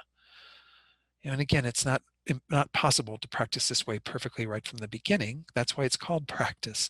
We have to engage step by step. So take one of those things that I've mentioned today, or if you have a copy of the Bodhisattva Attitude or want to get a copy of this PDF handout or whatever, you can, start practicing with just 1 or 2 of these and then see what happens over time. And you'll be bringing bodhicitta to mind more and more. As you do dishes, as you clean dishes, think that you're cleaning away all the negativities of other beings. As you do all these activities, you can transform them into very powerful thoughts, make them virtuous. Otherwise, they're going to be simply kind of, neutral activities, or they're going to be filled with non-virtue. And of course, both of those are, it's much preferable to practice virtue in regard to those things rather than something that's neutral or something that actually creates the causes of future suffering. So maybe that's enough on all of that. I don't think I had any more slides. Let me just check to make sure. Let me pull that up here so I can page down. Nope, I think that was it. Okay, good. I will start with concentration next week. We have about 5 minutes left. Were there any questions or comments from anybody on anything I've talked about today or on whatever? It doesn't have to be relevant to today, I suppose. Anyone? Yes, Mary Jo. Oh, Is that you? how did you know? I saw your box highlighted. Okay. I think when Hi. people turn on their mic, it somehow, clicks that kind of response in Zoom so that. Oh, I don't know.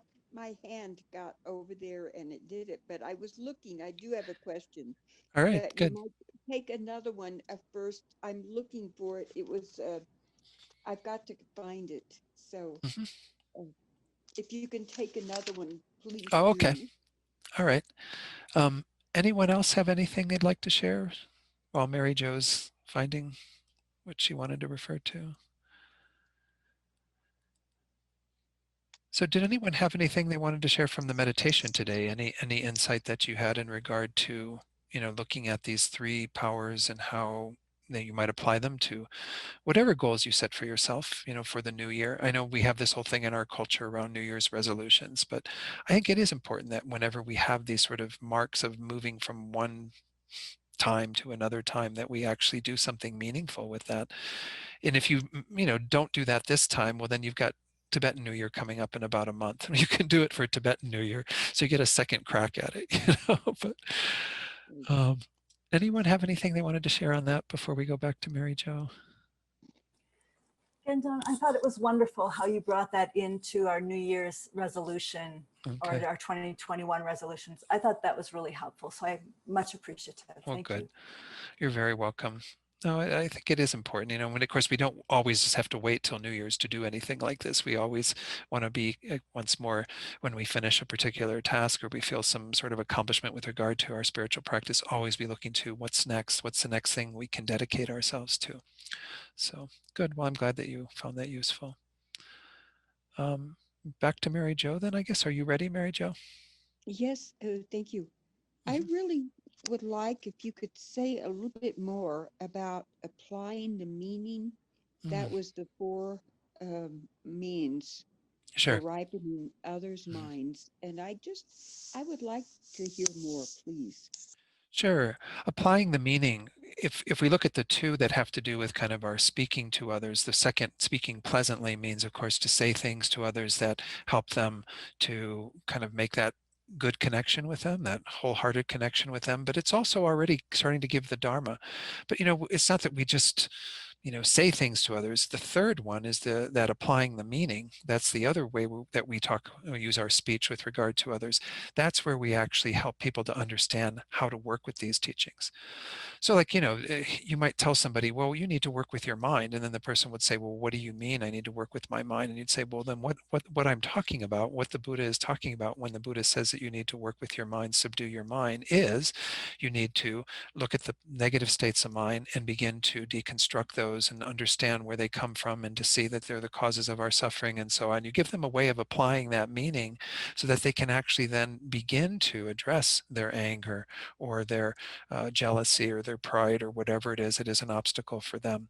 If you simply give them the teaching, well, we're supposed to confront our anger and develop patience. Well, then that's wonderful. That's kind of a nice starting point. But what does it mean for that person? How do they actually apply that in their lives? How do they actually begin to use teachings on developing patience as a counterforce so that they diminish their anger and eventually eliminate it?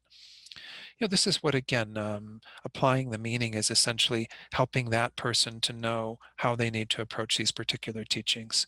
So while you might be giving the teachings and helping them in some way, and again, they're not teachings in a formal way, but they're how you talk to somebody. Like say you have a friend who says, oh, I'm having a really hard time. And you ask them, well, what's going on for you? And they say, well, I've got a family member who I'm really upset with and blah, blah, blah, blah. And then you might say to them, well, I'm not assuming that you want to, study Buddhism, but I do have some teachings from my Buddhist practice that I'd like to share with you. Are you open to that? And then the person would say, well, yeah, I'd like to hear what you have to offer.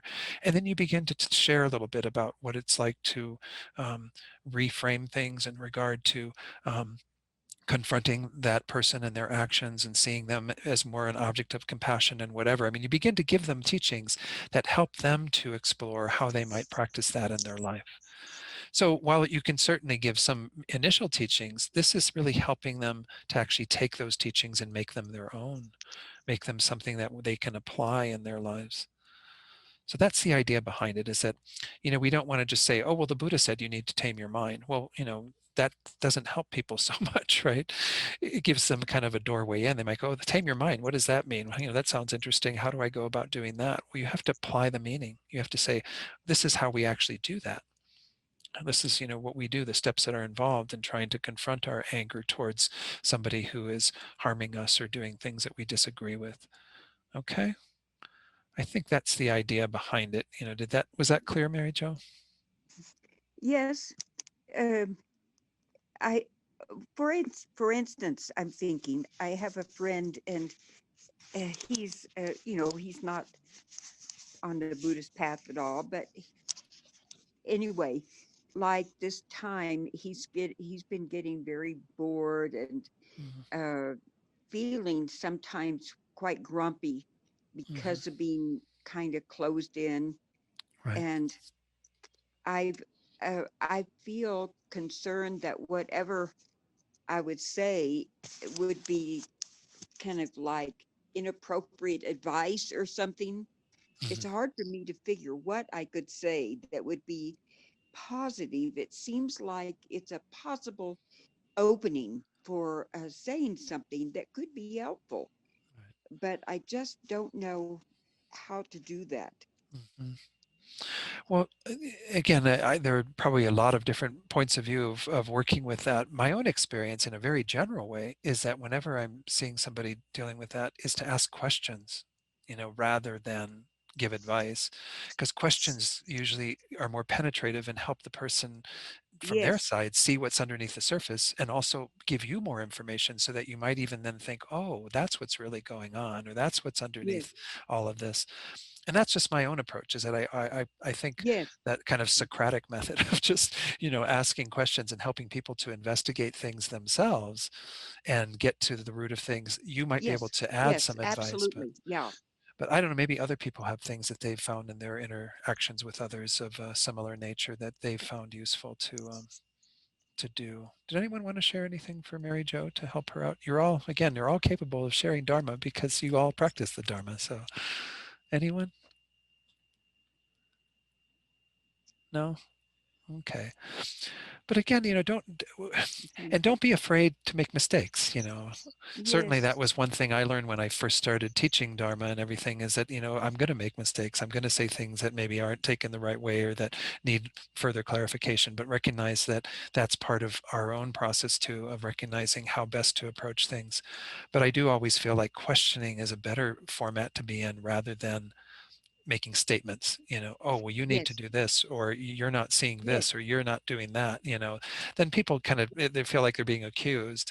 Whereas if you ask questions, it feels more empathic, like you're really trying to help them, to yes, really see what's going on and to confront, and certainly to make statements where you can, to say, oh, it really pains me that you're in such a difficult space and you're dealing with things, that are so challenging for you. Always have that kind of empathic side, but use that other side, the cognitive side, to help investigate and see what's going on for them. yes, So, yes. Thank you. I think that's okay. absolutely, that will be good. That Okay. feels good to me. All Thank right, you, Mary Jo. John. You're very welcome. All right. Okay, so let's close for today. We're a few minutes after the hour, so I think it's good to just go ahead and do our prayers. But hopefully this investigation of joyous effort has given you some food for thought in terms of your own practice, especially as we enter into this new year and are making some determination about what we might set as more initial goals for us to engage in our spiritual practice. So keeping in mind everything that we've done these last 2 hours with bodhicitta motivation, we've created amazing seeds that will ripen into the result of full enlightenment. We're dedicating for that, but we're also dedicating quite specifically for the suffering of beings, those that we're holding in our hearts, or those that we are thinking of in general, and certainly all sentient beings as we recite these words together of Master Shantideva's. May all beings everywhere, plagued by sufferings of body and mind, obtain an ocean of happiness and joy by virtue of my merits. May no living creature suffer, commit evil, or ever fall ill. May no one be afraid or belittled with a mind weighed down by depression. May the blind see forms and the deaf hear sounds. May those whose bodies are worn with toil be restored on finding repose. May the naked find clothing, the hungry find food. May the thirsty find water and delicious drinks. May the poor find wealth, those weak with sorrow find joy. May the forlorn find hope, constant happiness, and prosperity. May there be timely rains and bountiful harvests. May all medicines be effective and wholesome prayers bear fruit. May all who are sick and ill quickly be freed from their ailments. Whatever diseases there are in the world, may they never occur again. May the frightened cease to be afraid, and those bound be freed. May the powerless find power, and may people think of benefiting each other. And then this wonderful verse that encapsulates this vision of all this mind that is very extensive and that is long-term. For as long as space remains, for as long as sentient beings remain, until then may I too remain to dispel the miseries of the world. And let's dedicate for the good health and long lives of our precious teachers, again recalling how much we rely upon them to help us to practice purely and to generate that great enthusiasm for our practice. The wish-granting, wish-fulfilling jewel, source of every single benefit and happiness in this world, to the incomparably kind Tenzin Gyatso, I beseech, may all your holy wishes be spontaneously fulfilled. And then for Lama Zopa Rinpoche, you who uphold the subduer's moral way, who serve as the bountiful bearer of all, sustaining, preserving, and spreading Manjunath's victorious doctrine, who masterfully accomplish magnificent prayers, honoring the three jewels, Savior of myself and others, your disciples, please, please live long. And then finally for Osalhita, Lama Yeshe's reincarnation. Venerable One, to you whose kindness exceeds that of all the conquerors for those wanderers in far-off places, especially the West, mindful of your loving concern for us in intentionally descending again into a family of a far distant land, we make this request. O Lama, please, please live long. I think by virtue of those prayers, we've also created the causes for the good health and long lives of all spiritual guides. Okay, thank you all so much. I'll look forward to seeing some of you throughout the week on Tuesday morning for meditation or Wednesday night for the start of the Heart Sutra class. And then definitely next Sunday, hopefully, we'll all be here again next Sunday, and we'll continue our kind of looking through the 6 perfections of going on to concentration. So, all right, thank you all. Have a good week. Be well, stay safe and healthy.